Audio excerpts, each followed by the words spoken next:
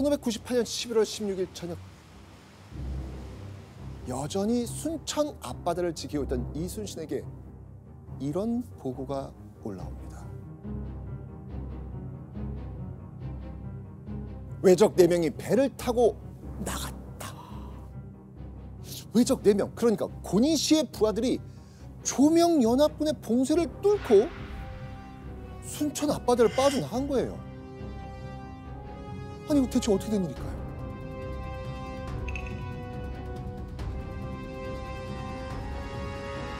바로 진린의 묵인 때문이었습니다. 알고도 가만히 있는 거야.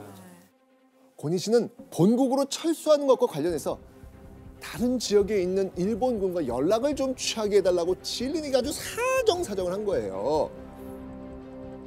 고니시가 타고 나가는 것도 아닌데 고작 연락선 하나 나가는 게 뭐 대수겠어? 진린은 이렇게 생각하면서 이미 뇌물도 많이 받았겠다. 고니시 연락선을 바다로 내보내줬던 겁니다. 아, 진린 진짜. 보고를 들은 이순신은 분노했지만 여기서 그칠 수 있는 상황이 아니었어요. 곧 경계태세를 갖출 것을 명령합니다. 이순신은 보고를 듣자마자 이렇게 판단을 한 거예요. 고니시 연락선 빠져나갔으니 반드시 구원을 청할 것이다. 그리고 그건 곧 고니시를 구출하기 위한 일본 지원군이 순천 앞바다에 들이닥친다는 것을 의미한 것이었습니다. 자, 그렇다면 이 무렵 다른 일본군들은 어디에 있었을까요? 일본군은 발빠르게 조선에서 철수할 준비를 하고 있었습니다. 사천, 그리고 남해. 이 사천과 남해에 있던 일본 지휘관들은요, 이 외성을 버리고 창선도, 이 창선도에 집결해 있었고요. 또 고성 외성을 버린 일본 지휘관도 거제도까지 내려와 있었습니다. 그런데 이곳에 모여 있었던 일본군이 고니시의 연락을 받고 순천 앞바다로 진격한다면, 그리고 고니시가 군사를 이끌고 나와서 이 뒤쪽을 공격한다면 조명연합수군은 일본군에게 양쪽으로 협공당할 수밖에 없는 너무나도 위태로운 상황이 보여지게 되는 겁니다. 순천 외성의 봉쇄를 풀어 일본군을 놓아줄 수도, 일본 지원군의 출격을 마냥 기다릴 수도 없는 상황. 이때 이순신은 돌연 어딘가로 이동하자고 말합니다. 자, 이순신이 가리킨 장소, 그 장소는 바로 노량. 노량. 이순신은 지도에 보이는 이 좁은 해로 노량 해협으로 출정해서 일본 지원군에게 선제 공격을 가기로 했던 것이죠. 자, 그런데 이순신은 왜 하필 노량을 격전지로 선택했을까요?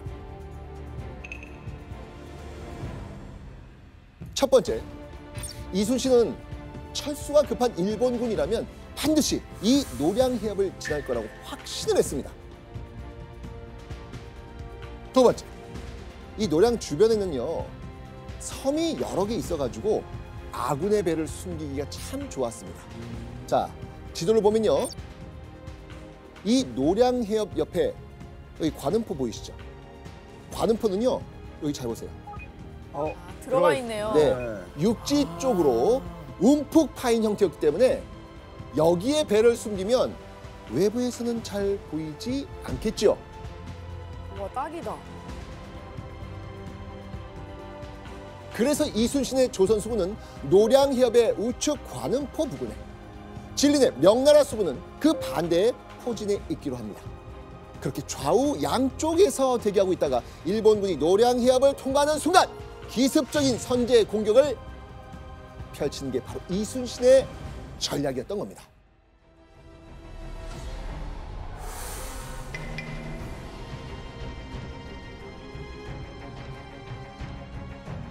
이순신의 예상대로 창선도와 거제도에 집결해 있던 일본군은 이 고니시 부대가 고립됐다는 소식을 듣고 곧장 순천 앞바다로 출격합니다.